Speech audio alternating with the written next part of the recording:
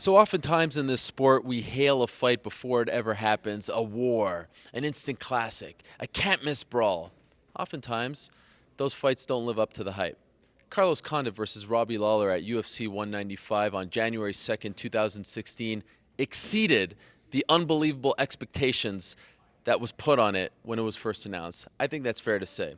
Hello again, everyone. I'm Ariel Helwani. This is the UFC 195 MMAfighting.com post-fight wrap-up show. That is Dave Doyle. We just watched one of the greatest fights in UFC history. I feel comfortable saying that. I know sometimes we get a little emotional after these fights, hyperbolic, whatever you want to say, but that was one of the best fights I've ever seen, and maybe the best fifth round of a title fight that I've ever seen as well. Dave, put it all into words for me. What did we just watch?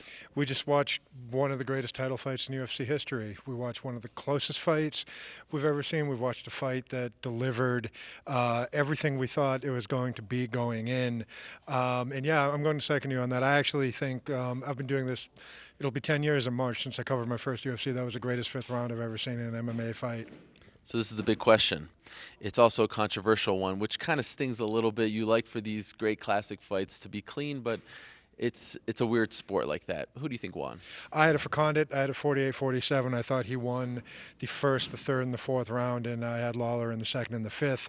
I think the third round is the one everyone's kind of talking about here. And to me, I give that to Condit. I felt, although Lawler did have kind of the biggest blows of the round, none of them were really like near knockout type blows, and Carlos just pushed the pace and pushed it, and just the sheer volume of strikes in that round just kept going and going. So for me, it was 48-47. I'm not going to go so far as to call the fight a robbery, though, but both guys won. Anything surprise you about this fight? No, it was everything I thought it would be. You know, no, you knew Lawler would come at him with his big left hands. You knew that Carlos would had a more varied kind of striking attack, and they just, I guess maybe towards the end, I was a little surprised in the fifth round that Condit never dropped when he was wobbly. But no, no surprise. It was everything that you pictured. Maybe the fact that it actually lived up to, what we built it up to be. That might be a little bit of a surprise, but that's it. Honestly, I feel like it exceeded our expectations, which is pretty amazing because I feel like we put some lofty expectations on it. I keep thinking about this. Carlos Condit's first UFC title fight, it was an interim title fight. It was against Nick Diaz at UFC 143 in February of 2012. And there were huge expectations for that fight. Remember, people were expecting an all-out, unbelievable, knock 'em, rock 'em, sock 'em, whatever you want to call it. And it maybe didn't live up to those expectations. Condit won the fight. He became the interim champion, but he was vilified after. People hated him. He was public enemy number one. He couldn't enjoy being the interim champion. Tonight, he comes very, very close to becoming the undisputed champion. He falls short, but he is being showered with praise. It's kind of funny how when you're the uncrowned champion, the king without a crown, you can be more loved than if you're the interim champion or full-time champion. Yeah, that's how it is in this sport. You're only as good as your most recent performance. I won't even say result because we all know, the judges don't always get it right. But, this is why Dana White kind of goes crazy about these type of fights, because he knows that if the fans are, if you give the type of action the fans want to see, they're going to come back for more. And, yeah, it's a little funny how that works. So the UFC has an interesting dilemma on their hands. Let's call it that. Tremendous fight, super close. A lot of people thought Condit won. Do you do the immediate rematch? You have Tyron Woodley, who's in L.A., campaigning, stumping. He's been doing that for quite some time. Who knows what's going on with GSP? Of course, that's a big money fight. Where do you think they go here? Give them a little time to rest up. Lawler's been in two just ridiculously crazy wars. And, can I actually talk about Lawler for a minute? Because we kind of glossed over him. Absolutely. Yeah. Even though I felt Condit won the fight, at this point, Robbie Lawler's just a tremendous champion. You have to give him his due.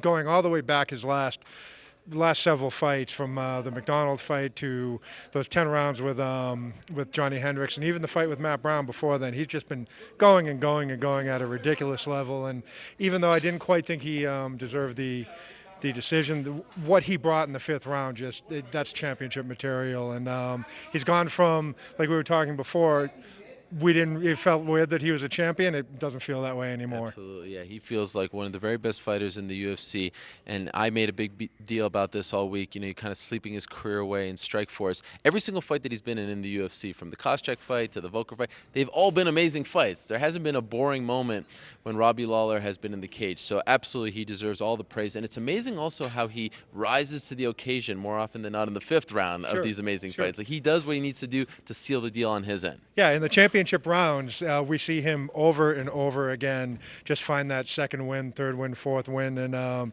just turn into a killer. And it's, again, I thought Condit deserved the decision tonight, but you cannot deny what Robbie what Robbie achieved in the final round there. Now, to answer your original question, you know, there are questions to be answered. We have to see if Condit's going to return. Lawler's been in 2 ridiculous wars in a row.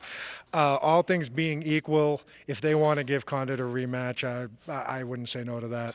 What interests you more, honestly? GSP Lawler or Condit Lawler 2? Condit Lawler too. Why? Just because of what I just saw there for the past 25 minutes. Look, GSP's return would be fantastic, obviously. If he was to announce he was returning tomorrow, I might change my mind. I'm just coming off the excitement of this fight. But, you know, GSP's been out a while. Part of me kind of would want to see him take like a tune-up fight and make sure he still has it first. Hard not to feel for Carlos Condit up there. I mean, he handled this with absolute class, as he always does, and he says all the right things. And it's amazing how he walks away with his head held high, and he should. But it's like his fans and we as media almost feel more bad about this whole situation than he does. But he has hinted, and if you've been paying attention as of late, he's hinted multiple times that it's do or die for him, that he's ready to walk away if he doesn't become champion. It would feel somewhat tragic if he walks away after this. Do you agree? Yeah, very selfishly, I want to see Carlos Condit fight about another 20 or 30 times myself. But, you know, Carlos has been in some crazy wars, too, and he's had 2 UFC title shots now. 3 if you include the interim. 3, I don't include interim. 2.5. You know, sure. And he was WC champion. He's been in a lot of 5-round fights. And he's also a really intellectual guy, and I'm sure he can intellectualize in his head that he's 32. He can only do so many of those wars.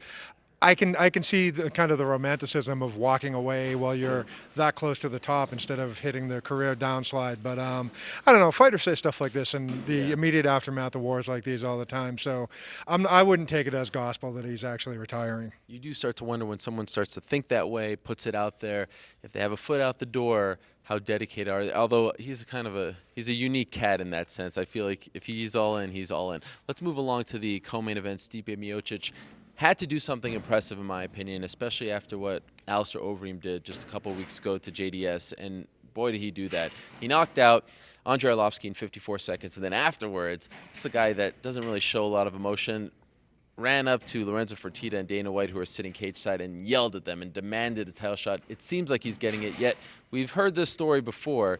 Do you think he's actually going to get it? Do you think he did enough? You know, I'm not sure. I mean, look, I don't have any inside information on Overeem where he's leaning with his contract, but I think it certainly gives the UFC leverage to be able to say, yeah, we're going to give Stipe the title shot. You know, I don't know. It's a tough call. It's a tough call. If you want to play MMA math, which everyone hates, I mean, Overeem finished JDS and Stipe lost to JDS, and that would seem to count for something, but you know, those are 2 fights we come out of both of those thinking, you know, I don't know which way to go. And, of course, all the speculation probably means that Kane wins next month and they go to a trilogy. Right. And then could you imagine, I mean, Overeem's negotiating. And he says, all right, I'll re-sign, but I want a title shot. What happens then? He certainly has a case as well. And then what happens if Ben Rothwell knocks out Josh Barnett in 25 seconds on January 30th? He's been on an impressive run. He beat Alistair Overeem. Yeah, he can make 1,000 wacky faces if he wants to. He's not vaulting ahead of Stipe and Overeem. Really? He has a win over Overeem. Not that long ago. Yeah, I don't know. You're not feeling the same kind of momentum. I'm not feeling the same momentum as Stipe or Overeem have right now. No love for Big Ben. We all love Big Ben. Yes, I just don't see it's a title fight. Were you impressed with that? I mean, Arlovski, 4 or 5 years ago was getting knocked out. It's been a while since we've seen him get knocked out like that. That was super impressive stuff, in my opinion. I mean, 54 seconds against Arlovski, that's big. Yeah, absolutely. I mean, wobbled him with a huge right hand and followed up with another one. And it has been a while since we've seen Arlovski get finished like that. Yeah, it's been a while since that happened, and now you're making me think maybe Stipe deserves a title shot after all. There we go. There we go. All's well that ends well. Okay, let's quickly run through the other big moments on the card. Albert Tumanov with a big win over Lorenz Larkin. Took a lot of shots to the leg, but came up. Nice, impressive win, I thought. What do you think? Do you think he deserved to win that fight? Yeah, I had it for Tumanov. You know, if Larkin had bothered mixing anything else in with those kicks, he might have stolen that decision. But he left that opening for Tumanov to just keep pushing forward and just drilling him over and over. And, you know, if that was a 5-round fight, and part of me kind of wished there was a couple more rounds when that ended, the way that leg was swelling up, maybe Larkin would have taken it later. But it's a 3-round fight, and Tumanov deserved the decision.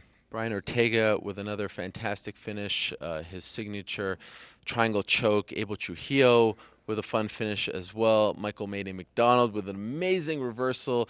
He hasn't fought in almost, 800 days. He comes back with a big win. And then, of course, Dustin Poirier versus Joe Duffy, which we must mention. Dana White said at the post-fight press conference that was the most watched fight in the short history of Fight Pass. But there's been some pretty big fights on Fight Pass thus far. Pretty significant. What did you make of Poirier's performance? Loved it. Just fantastic, just tenacious performance. And, you know, there's something to be said for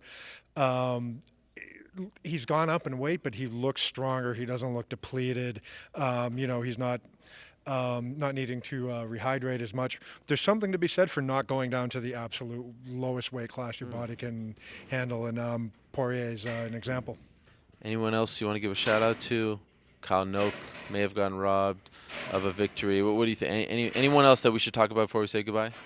Everything else is kind of a blur after the Condit fight. Sorry. Right. Fair enough. You know, it's January 2nd. We're 2 days into 2016. We may have seen the fight of the year, the round of the year, maybe a couple submissions of the year as well. What a great way to start 2016, coming off maybe the best year in mixed martial arts history. And speaking of which, on Monday, the MMA Hour is back, and we're giving out our 2015 awards. How about that? 22 awards in all will be given out Monday live. We're back. Can't wait for that. For now, we have to say goodbye from Las Vegas. That is Dave Doyle. I'm Ariel Helwani. If you missed it again, Robbie Lawler is the reigning, defending UFC welterweight champion. He successfully defends his title against Carlos Condit in an instant classic. If you missed it, shame on you. Talk to you on Monday.